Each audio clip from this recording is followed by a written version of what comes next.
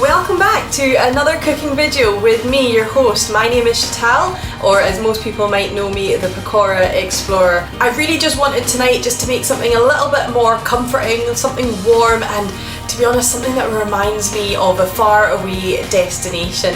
So I'm going to be making our version of a shakshuka. A shakshuka is a Middle Eastern dish. Baked eggs, lovely tomato flavour, but we're going to make ours a little bit different because we're going to be adding some chorizo and some of our own spice blends. And let me tell you how this came about. I was on a call this morning with Scottish Women in Business, or SWIB, and I was doing a member spotlight, and I said, okay, let's do something a little bit different. And I challenged somebody to tell me what was in their store cupboard and that I would make them a recipe. So Heather, if you're watching, my version of shakshuka has been inspired by your store cupboard where you told me what you had in. So let's get cooking. A reminder that we have 5 spice blends in our range, and these are all homemade, all family recipes made with Mama Pakora looking over my shoulder, making sure that I get them absolutely right. Tonight we're going to be using our garum masala, so I'll obviously talk about that in a lot more detail shortly. But for the other spice blends that we have, they're all available to purchase from our website www.pakoraexplorer.co.uk, and also on there you'll be able to find some of our other recipes and cooking tutorials that we've done throughout these weeks in lockdown. So just visit www.pakoraexplorer.co.uk. We have a vegetable spice mix, a fish spice mix, our chicken and our rice, but of course what I've been doing over these past few weeks is just showing you a range of different dishes that you can make just from using these spice blends. There's no chili in any of the spice blends, so they're really versatile and suitable for all the family. And to be honest, it's only limited by your imagination, and if you're sitting there thinking, oh, I'm not too good in the kitchen, well that's why I'm here, is I'm going to make your life a lot easier. So do remember to check out our homemade spice blends, available to purchase from our website, and when you order the set of 5 spice blends you also get our handy recipe card included as well, so make sure you do that. But we've got lots of offers there. And just a reminder that we also produce our own homemade chai tea as well, spiced chai tea, cinnamon, ginger, clove, beautiful, and available in original and decaf. One of the things that I love about shakshuka is it's not just something that you need to have at dinner time, it's actually a really great dish to have at brunch. You can serve it, because of the tomato juice, just take off some nice crusty bread and dip it in there, and it's just absolutely delicious. And if you're like me, gluten intolerant, everybody knows that our bread isn't exactly the best, so when you're dipping it in that lovely tomato sauce, flavoursome tomato sauce, it soaks it all up, and so you don't notice the difference when you're eating gluten-free bread. Tonight's recipe is really easy to make and very quick, and only really needs a few ingredients. So I have some red onion here, but of course you can absolutely use white onions as well. Some garden peas, which could absolutely be frozen, you know, straight out the freezer. These were just what was available in the can. Chorizo, again, my local supermarket is Co-op, so this was just what I could get my hands on. There's obviously lots of different brands and lots of different types of chorizo that you can use, and fresh tomatoes, passata or chopped tomatoes. Any of those tomato versions will vary. Of course, using fresh tomatoes or vine tomatoes, you're always going to get a different flavour to versus using tin tomatoes or passata, but using our garum masala spice blend, we'll be able to add a little bit of spice in there.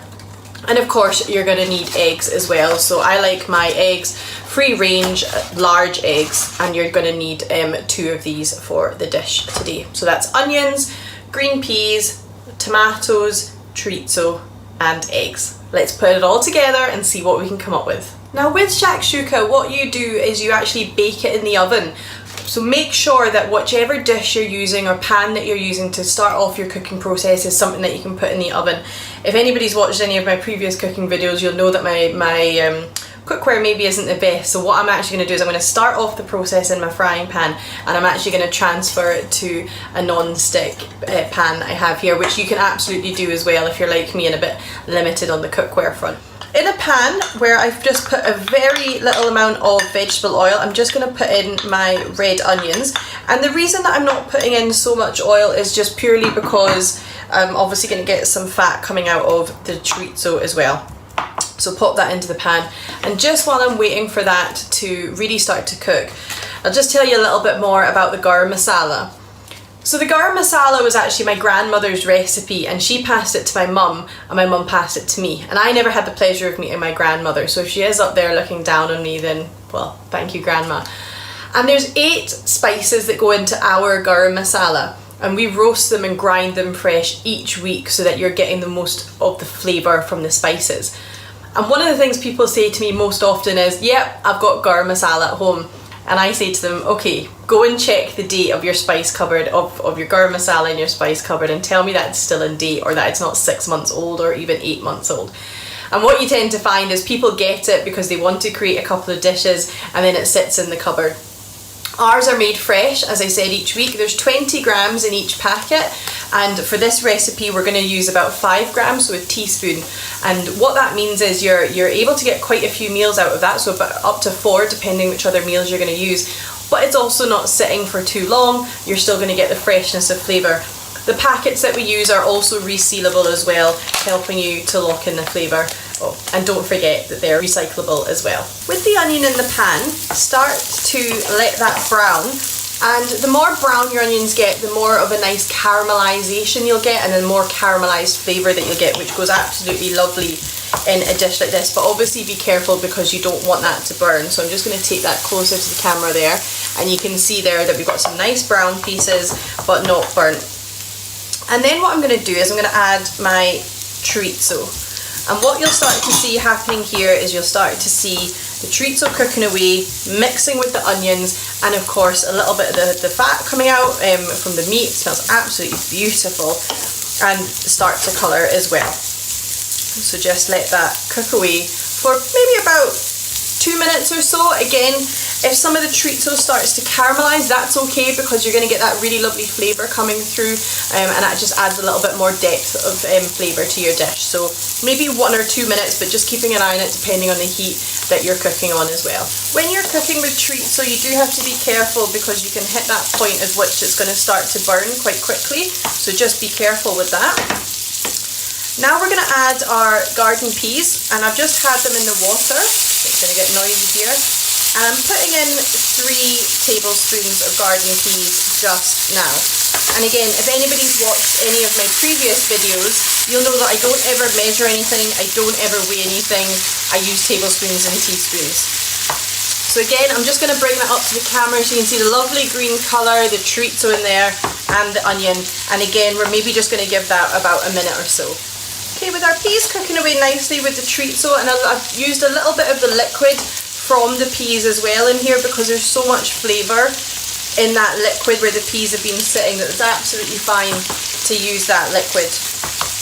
Now what I'm going to do is, using my tablespoon, I'm going to add my tomato. So let's start off with 4 tablespoons and see how we go. Now remember that I'm cooking for myself, so again, depending on how many people you're cooking for, you can just up the quantity.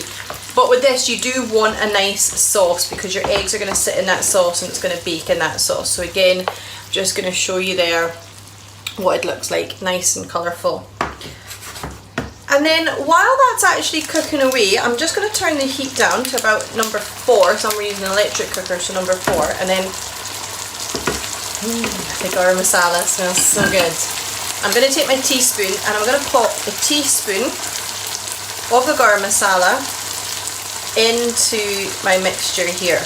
Now that's going to be lovely and flavoursome, quite strong when you first put it in, the smell, and it's also going to start to darken the dish because the garam masala is quite dark, but when you smell it, you've automatically got that hit of spice. You know that something good is happening in this pan right here.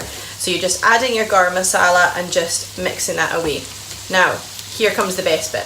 So I mentioned that because I'm not so confident about putting my pan into the oven, I'm going to transfer this into a separate dish. So unfortunately this is the only size of baking dish that I have.